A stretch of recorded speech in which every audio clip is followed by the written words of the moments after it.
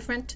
In today's topic is about burnout. Yes, burnout is a part physical, it's about mental, it is your consequences or the ramification of overwork because of high level of stress, high levels of overly committed people. Burnout is a state of emotional, mental, and often physical exhaustion brought on by prolonged or repeated stress. Though it's most often caused by problems at work, it can also appear in other areas of life, such as parenting, caretaking, or romantic relationships. So I'm going to discuss the reasons why we feel burnout and the things that we can do to prevent burnout or manage them. Perhaps maybe we cannot really prevent them. Maybe we have to be proactive and change ways.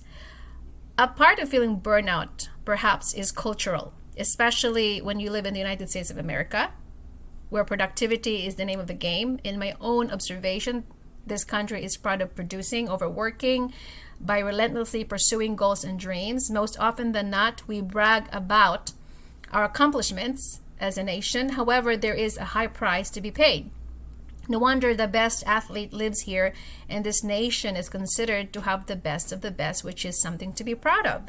It is fine and dandy for those who do not have other things to worry about and they have a family and friends that support their career or their endeavor.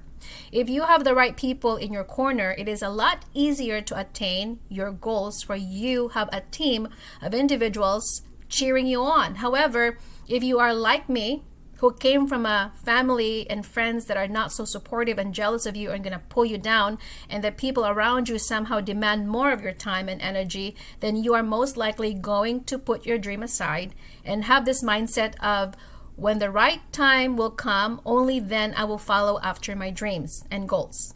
So we ended up compromising our health, our well-being, in hopes that one day we will have the courage to do what we are meant to do in this world. So we stay in this not so ideal career. We're often afraid to speak up to what we want or tell our family, friends, and colleagues how we truly feel about our emotions, because we might be ostracized or canceled. This particular holds true for women in the workforce, where women have always been demanded to show up at work with her best self and then take care of her household, her husband, her children, picking them up, dropping them off to soccer, football playing, and then she has to do all over again Mondays through Sundays. No wonder why she is rugged, exhausted, feeling depleted, because there is a great discrepancy, and the gap has always been a big problem. Not to say that men are not needed the same thing, that men do not feel burnout, but somehow men are only acceptable to go to work, clock in, clock out, bring the bacon home. But then some men, that their priorities are convoluted, they come home, they plunge themselves on television for 4 hours day in and day out, or play their video games, and for some reason that is acceptable behavior, that they can still be a boy instead of being a grown man trying to help around the kitchen. But because we as a society have allowed this to go on for men not to step up, and that's why some women are tired, exhausted, cranky, and she is labeled as a biatch, for the lack of better words, because some men in her life are incapable of being a man. That some men in her life are still immature, delinquent, juvenile. They don't really try to look around of what the woman needs, and no wonder why she don't have time for intimacy, and no wonder why she has no time for the kind of things that she used to do before she had 3 children. And that is why burnout is a big problem in our society that nobody wants to talk about. But here I am today, because what happened to me, I think it is this calling per se, or maybe it's God's inner voice that had been telling me, you got to slow down. It is funny how God has a sense of humor. I went to the library a few days ago, and of all the books I have picked this book. The title is Bold Move by Dr. Luana Marquez, and she wrote about a 3-step plan to transform anxiety into power. And then I had this feeling in my mind a few days ago of, not in my mind, I felt dizzy. I vomited all of a sudden. I felt this lopsidedness. As I have pondered upon this, what is happening? It's my migraine attack. I had migraine attacks on and off probably several years ago. Sometimes it comes back. Sometimes the problem with migraine is that it is unannounced. And the root cause of migraine, I believe, is because of burnout, because of stress. And she actually talked about that she also had a panic attack. She thought she was going to get a stroke, but eventually when the doctor diagnosed her and found out the root cause of her problem is because she had a severe migraine. Migraine is one of the things that we might think that it's just casual, a headache. It's actually not a headache. It's worse than a headache because you are sensitive to everything, the lights, the sound. You feel chills, you are vomiting, and you have no idea what is happening. Sometimes your world is turning. And there are days that I just want to be in the dark. I cannot really stare at a light for a long time because my head is excruciatingly painful. Something is throbbing on your head, and if you have a migraine, you know exactly what I'm talking about. It is unbearable. There are days that you just want to shut the world down, and that is why one of the reasons I believe of burnout is, number one, dealing with abusive partners. We have unhealed wounds, either mother wounds, father wounds, childhood wounds that we have not dealt with, suppression of your true feelings, conditioning of society and culture, mind games, controlling people, manipulative people, people in your life that are verbally abusive, sexually abusive, physically abusive, are the reasons why people or some individuals feel the state of burnout. Because a burnout is your response to your body. These are the way that your body is saying, hey, something is wrong in your body. You are now exhausted because you are in the fight mode. You're always trying to defend yourself from the predator. And you as a victim, you want to protect yourself, and you wonder why after being exposed to this nonstop of abuse, of course, your body is going to say, I am exhausted right now to a point where I think I'm going to have a heart attack or a stroke, when in fact, it's actually a stress level that you have not managed. Not only this affects our mental state, but it can also change how you feel about yourself and how you behave in the long run. People who have been psychologically, mentally, verbally, sexually abused, their behavior will somehow change. In my own life, the way that I was changed after the abuse, that's when I become mature, became more resilient. Some people will change for the best, and sometimes they don't change for the best. Some people who have been through traumas and wound that they have not healed, they either get addicted to something, they turn into substance abuse because they don't know how to deal with their pain. On the other hand, that's actually more detrimental to your health. It's not really helping you in the long run, because instead of dealing with the demons and dealing with your pain and your issues, you're actually covering it up. That's exactly what the book Dr. Luana talks about. It's about denial, or she says about avoidance. People avoid to look at their pain because it is unbearable. We like to pretend like everything is okay, even though it's not okay. We love to pretend that everything in my life is working, even though we know deep down inside something's wrong with our marriage. We don't want to talk about it because we don't want to confront it, because we hate to argue. Or sometimes we hide because we think that it's not right to discuss with the problem all the time because of guilt and shame. And that is one of the things. Another thing, change of behavior, isolation. The tendency, if you have been burnout and you have so much things going on in your life, you fear of losing control. So you isolate yourself instead of, you used to be socialized and going outside and doing your stuff, because of you get so tired, exhausted. So financial hardships, we get burnout of overworking. We have too much debt, unable to meet the basic needs of food, clothing, shelter, but we don't even know how to deal with our financial issues. We're in denial. Again, it's avoidance of, instead of looking at your debt and paying off your debt and really itemize your expenses and grasping the idea of how much am I making and how much are my expenses, because when it comes to finances, we have variables financial that we need to pay. These are things that can fluctuate every month, and there are fixed expenses such as your mortgage, your rent, or whatever that is that are stationary. It doesn't change. So when it comes to finances, some people get burned out because we overwork, but the thing is we don't know how to live within our means, that we ended up spending too much money that we don't have. We work so hard, we keep grinding, and you wonder why you get burned out, because you keep on spending the money that you don't have, and now you are depleted of energy. You're living paycheck to paycheck. You don't know where the heck your money is, because you just want to spend something on things that you don't actually need when you have so much already on your closet. Another thing, that the reason why we get burnout is too much responsibilities. As I have said and alluded to what my point, that women wear different hats. As a woman, we're being pulled from every direction. We have too many responsibilities at home, at work, especially if you're a career woman, and then you come home and then your husband expects you to do the laundry, to still cook, to take care of the children, and to pick up your kids from a soccer game or piano lessons. We are depleted of too much responsibilities, and no wonder why we are so burnt out. People-pleasing tendency, another reasons why we get burned out, because we don't feel good about ourselves. Instead of living what we want and what we want to do with our lives, we actually ask for people's approval.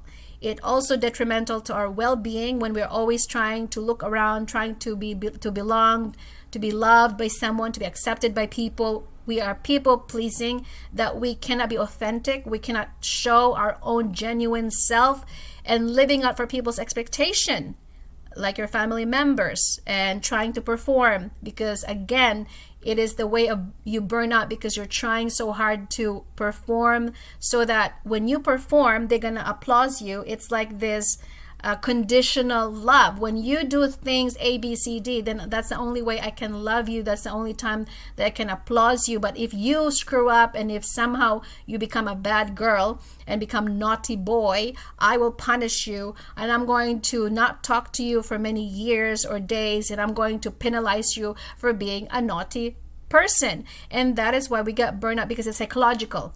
You always think to yourself, maybe if I do this, I am gonna be loved by people around me. Maybe if I'm gonna perform better, people are gonna love me, even though deep down inside that we are actually conditioned to not love like that. Jesus loved us unconditionally. That's what he said, love your enemies, even though your enemies that are hard to get along with. We have to pray for those people, and we have to not persecute and not do what they do, because too wrong doesn't make it right. Another way that we're also burnout is haven't found the true fulfillment of our lives. Because people, as I said, we have always been trying to fulfill other people's dreams. So it is the constant trying to work at the place where you are not happy. You're trying so hard to, not to say that having a job is bad, as long as you enjoy where you're working. It is about your perspective. It is about how you view things in life. As I said, I have had many jobs in my life, and I've used those jobs as a stepping stone to build my confidence, to gain knowledge, and to apply that right now. And God is giving me this platform, because maybe this is my calling in my life. And when you are trying to live for other people's goals and dreams, that's why you feel as though you are empty and something is missing in your life. Another way is the hustle toxic culture.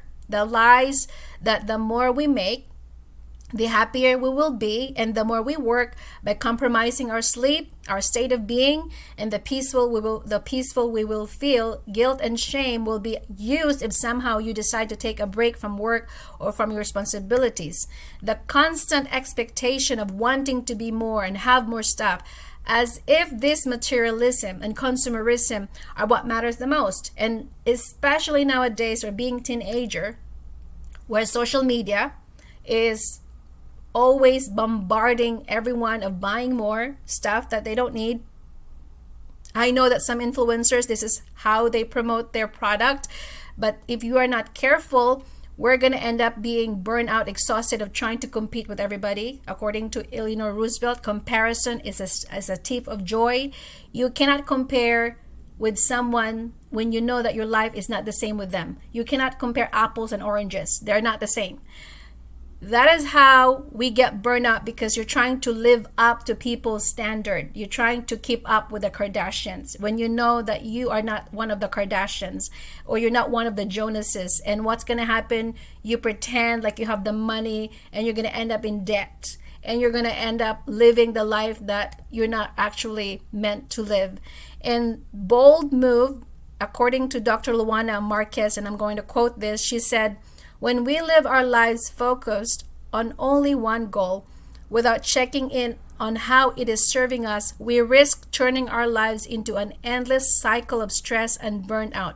Just like you saw in my life during my time on the academic hamster wheel. Despite the fact that the trajectory I was on no longer fit my desires for my life, I kept going." So going back to the old saying, I think it is a lot safer to face the devil you know, because there is some degree of certainty in fighting a known evil. So in the day-to-day, when we are dancing with a known devil, it might be hard, but we know how to act and what to expect, yet it's still the devil. And the minute the devil becomes the collaborator in keeping you stuck, you will start to see negative long-term consequences. I had to nearly have a stroke to wake up and call the devil by his other name, avoidance, end quote. So, in short, Dr. Luana Marquez, when she wrote this book, she realized that she also was living in the hamster wheel. She was not living to her greatest potential or the calling that God had asked her to do, because it was comfortable. It was the devil in her life that she was accustomed to. And the moment you wake up from that reality and that truth, probably she's like most of us, living in avoidance, living in denial. As Jesus would say, the truth will set you free. That is the only time that you're going to have the freedom, when you face the truth and really be honest with yourself and assess your life of where your life is going. If you're not happy of where you're at right now, then that is something for you to take care of, because no one else is going to take care of that unless you're willing to do. So here are the things that you can manage your burnout. Steadily consistent. It's about consistency and being steady on it. I'm not telling or suggesting you should quit your job or your career if that's something that you cannot afford right now, but you have to show up steadily, being consistent. As I always say, my videos are produced Mondays and Thursdays. I have to be consistent, but I don't need to keep on really trying to drag myself of doing it. It is something that I'm passionate about. So for me, I have to plan the day before or 2 days before of what kind of content I would produce. Sometimes it's improv. I have to really know and ask God, what is the message for today? So steadily consistent. Pace yourself. You got to know when to stop and to take a breather. It's the Pomodoro effect. I'm not sure if you have heard of Pomodoro effect. You have to time yourself for 25 minutes if you are trying to accomplish a project. Maybe because you need to focus on writing a book, maybe, or doing something. 25 minutes, no distractions, take out your cell phone, and then you take a break in between. If of course, if you're working from 9 to 5, then there's a 15-minute break in the morning that you can use for yourself, and then there's lunch for 35 minutes or 45 minutes, however long your lunch is, and there's another 15-minute break. But in those times of pacing yourself, you have to learn how to be content. Be grateful of where God has planted you. Blossom in where God has planted you, because He's going to promote you. Much is given, much is required. If you show up for God and to give Him the glory and honor, even though you don't like your job right now, maybe because it's not something that you are happy with your job, maybe you can just glorify God that you're not working for men, but you're working for God Himself. And if you have that kind of mindset, God is going to promote you and He's going to give you more blessings, because you're not whining, you're not complaining and says, I hate my job, God. Instead, you're going to focus on how grateful you are and show up the best person that you can possibly. Winning mentality. And number 3 is how to manage feeling burnout is to self-awareness. If you think that you need a break, you need to take a break. When I was working before, and I was getting so stressed out. I could not function the best way. I had to take FMLA, family leave. I had to ask my boss, I can't do this right now. I need a break for 1 month because I was not functioning mentally, physically, emotionally. Something was not right with my body. I had a meltdown. I could not function as I used to. And when I learned that, I had to really just step back. And thankfully, my insurance had to cover my FMLA. It is something that you have to work with your your human resources or whoever is dealing with your paperwork, because self-awareness is really attuning and listening to your body's need. When I need to take a nap, I will take a nap. When I'm thirsty, I will drink a water. If my body says something, stay away from junk food or greasy food, I'm going to stay away. If my body says you need to eliminate toxic, all those junk food in your body, you need to eat fruits and vegetables, I am going to eat fruits and vegetables. If my body says that you need to stay away from your cell phone and just take a deep breath or go outside and walk, I will do that. If my body says something's wrong in this atmosphere, you got to stay away from certain people, I will put boundaries. And self-awareness it takes practice. It takes a lot of knowing who you really are, of what's acceptable and what's not acceptable. According to psychologytoday.com, this is a thing that I have acquired from. It says, adopting self-care habits and focusing on hobbies outside of work can also help restore your sense of self and mitigate stress. Another way is you need to have self-care. Your hobbies. What do you do outside work, after work? Do you go to the gym? Do you go walking to release all the stress? You need to have some kind of a hobby. Maybe you want to dance to the music. Maybe you like to paint. Maybe you like to sing. Maybe you like to, I don't know, whatever it is that you like to do after work that make you release the stress of your life. And then it says that when you have too many conflicting responsibilities, simply saying no to new tasks is an important, albeit challenging, way to reduce your workload. Scheduling regular breaks, starting and stopping at set times, and minimizing multitasking can all help maintain boundaries and reduce feelings of burnout. This is, again, from the source of psychologytoday.com. I'm going to leave the link down below if you want to read more about this in depth of how to manage burnout. Another thing we can manage burnout is confined with someone to whom you can trust. Talk to a therapist, maybe a friend that you can trust, maybe some of your sisters or your mom that doesn't judge you. Especially when people do not use that against you, it's important that you confide with someone that can help you, who really want the best for you. You have to be careful who you share your secrets with and the things that you're dealing with, because some people apparently are narcissistic and they're going to use that against you when you have a fight. Another way to deal with burnout is journaling. As I always say, I'm a proponent of journaling. Journaling has been therapeutic in my life. I've always practiced journaling since I was a little girl. Before, it was called diary, Dear Diary, and today you can call it journaling. It is a reflection, asking yourself the question, how am I feeling today? Or maybe taking notes of what happened today. Usually I would jot down of what triggers me. Why did I get upset? How can I do better the next time? These are reflection of yourself, because it's important to recognize the things that triggers you and the things that have not yet healed. Otherwise, you're going to keep doing the same thing over and over again. And meditation and prayer, breathing, meditation, you breathe for a few minutes, and mindfulness are in one category. You are sitting for maybe 10 minutes, 15 minutes, 20 minutes. You can increase it gradually as long as you are sitting and just live life being in the present moment. Like yesterday, I was very harsh on my son when I told him to learn to sit still. He's 11 years old and he could not sit still for a few minutes. I took him inside the car and I said, we're just going to sit here. And he could not even sit still for about 5 minutes without getting distracted or looking over here, looking there, grabbing some things from the car. Because I think we live in a society where we're always on our cell phone, we're overly stimulated, we always want to be entertained because we don't like being bored, because boredom somehow is bad. And I'm teaching him to be still and be bored. Sometimes we need our brain to take a pause, to take a break from too much stimulation, too much screen time. That's why people are lack of focus. They cannot concentrate because we like to be entertained, because we think that I'm bored and it's something that is bad.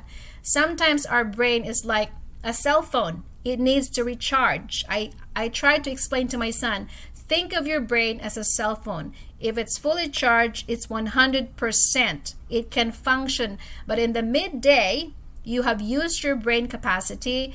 Eventually, you're going to feel tired. You're not going to be able to focus. You're not going to be able to perform as much as you should when you woke up in the morning. That's why you need to take a nap. Napping sometimes is one of the things you can help with your burnout. Maybe 30 minutes of napping, 1 hour, 2 hours after work, that can also help you to recharge your brain. And then you can pick up whatever task that you need to accomplish after you have taken a nap. It is really remarkable of how transforming it is. It is something that I've always been doing, that if some things that I cannot finish the morning, if I'm feeling tired, I take a nap. And when the moment I get out of nap, I'm able to be more productive and finish where I have left off. Another thing is read a book. And to burn out, if especially when instead of always on your cell phone, maybe you start reading a book for 10 minutes, 20 minutes, 30 minutes. Sometimes read a book that really interests you. You got to pick a genre that makes you want to read. You don't want to read a book that doesn't interest you, otherwise you're not going to finish it. Or maybe if you want to have a challenge, you can actually do a puzzle or something that is, instead of being on your cell phone constantly checking on social media, trying who's liking and who is gossiping about who's breaking up in the Hollywood. You don't have time for that. And another thing is maybe a hot bath, a sauna, and going to the gym, releasing all these toxins, walking outside in nature, jogging, walking, I don't know, climb mountains, I'm not sure. So these are just one of the ways that you can actually help you decrease your burnout. And there are things that you can actually do for yourself. Another thing is massages or cry if you need to cry. These are the things that we have to also be acceptable today. If I need to cry, I'm going to cry. I'm going to sit with this emotion. I'm not going to suppress it. I'm going to just let it feel this emotions out of me. And after that, I release it and I move on with my life. So feel your emotion, observe it and never suppress it. Acknowledge it and not avoid it. Avoidance is a surest way of living in denial, and eventually your inner demons will come back and haunt you in the end. Communicate, not medicate. If someone wronged you, a spouse or your friends, a coworker, open discussion is crucial to find a solution to your ongoing issue or unresolved problem. Do not let it linger and pretend as though everything is okay, even if it's not okay. You got to express it and be able to communicate your heart. I believe many people carry a burden and we get burned out because we suppress our emotions. We are afraid to speak our truth. We are afraid to ask what we truly feel or say what we truly feel. That's why I love the song Reflection of Mulan, where the song, something in the song that says, why are we afraid to show who we are? We try to pretend and put a mask on because we're so afraid for making people see us for who we really are. Isn't it funny how we love to just put on a mask for the world to see, but eventually that mask is going to come off anyway, and it becomes ugly because nothing hidden in the plain sight is not going to be revealed. Whatever you have done in the dark, Jesus said, everything will be revealed in the light. So might as well always live your truth and be authentic and deal and be transparent, because eventually you're gonna get found out eventually. What's the point of hiding? Because even God, I'm going to expose every darkness, and God is the light of the world. And when Jesus stepped into this world, Jesus became the light and he exposes all the darkness. And last but not the least, you need to sit in silence. Silence is golden. Silence is also one of the surest way to deal with your burnout. I have been trying to silence my mouth because we love to overtalk, overshare, and sometimes when we do that, we fall into this trap. It is the devil's work actually. And it says in somewhere in Peter that says, It has to be hidden person of the heart with the incorruptible beauty of gentle and quiet spirit. Quietness sometimes repels burnout. When we talk too much, when we overshare too much opinion, sometimes that also make us burn out because we're using our words and we're talking too much. Sometimes the best way to silence or burn out is to be quiet and watch your thoughts and be present with yourself. So that is all that I would like for you to think about.